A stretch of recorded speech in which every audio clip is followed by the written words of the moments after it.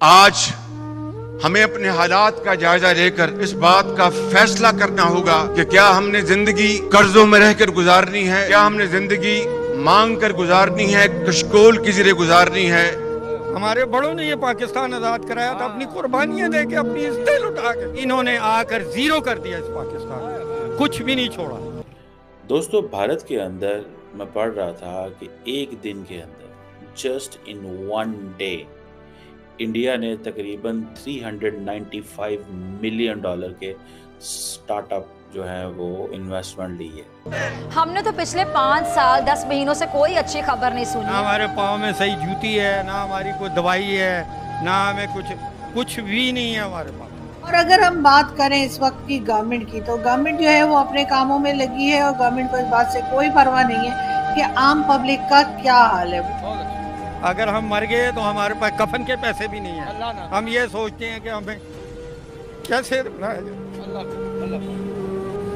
रखिए अंकल जी।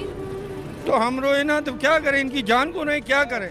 तो फिर हमें ये फैसला करना होगा कि अब तक जो कुछ होता रहा उसको हमेशा के लिए दफन करके फिर हमें अपना फर्ज अदा करना होगा और कौम की किस्मत को बदलना होगा, गुर्बत को हमें खुशहाली में बदलना होगा और पाकिस्तान को अजीम बनाना होगा।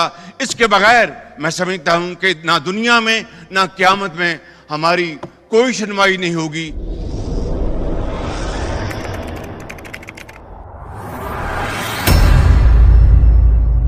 नमस्कार दोस्तों, स्वागत है आपका पाकिस्तान की बर्बादी में।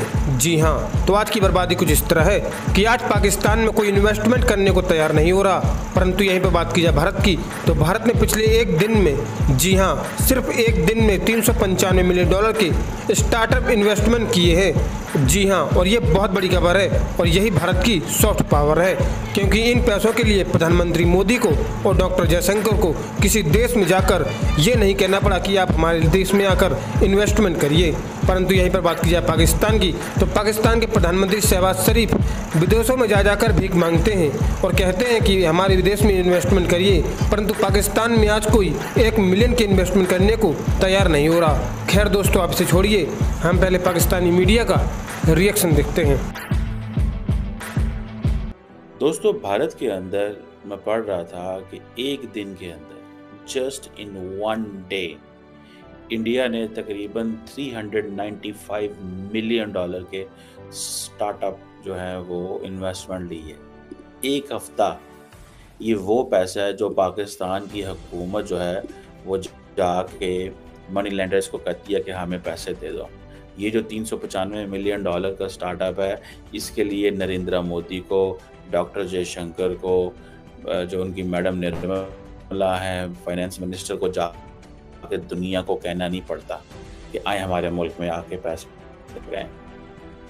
ये जो 395 मिलियन डॉलर का स्टार्टअप का ये जो पैसा आया, कहा जा रहा है this is 350% increase than previous week. So it means this is an continuously confidence है उनके अंदर। आपको पता है, सिर्फ just in the month of जुलाई ये जो गुजरा है, अभी तो हम अगस्त में बैठे हुए ना, इंडियन स्टार्टअप के पास 1.3 बिलियन डॉलर आए, क्योंकि गवर्नमेंट ने एक कोई एंगल टैक्स था जो इसको उसको एबॉलिश किया और जो फॉरेन इन्वेस्टर्स के ऊपर था। अब देखें कि ये जो जिसे कहते हैं ना कि इतनी बड़ी तादाद में इतना बड़ा पैसा भारत के अंदर आ रहा है, और हमारे मुल्क के अंदर क्या है, इंटरनेट ही नहीं चल रहा, इंटरनेट ही नहीं चल रहा है। हम मतलब we are looking for internet, ठीक है जी। और अब स्टार्टअप क्या होता है? स्टार्टअप, अगर आप स्टार्टअप की डेफिनेशन को समझना शुरू करें, और इसमें बेसिकली जो इसके फाउंडर्स होते हैं वो इसमें पैसा लगाते हैं ताकि बाहर से भी इन्वेस्टमेंट ली जाए, ताकि वो खुद भी जो है वो शुरू कर सकें।